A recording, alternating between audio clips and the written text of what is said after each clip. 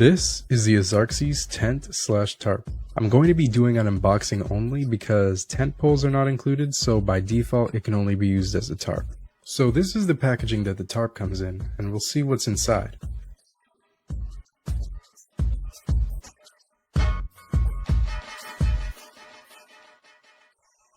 I don't mind, but if you do, you'll have to look online on YouTube or the product page.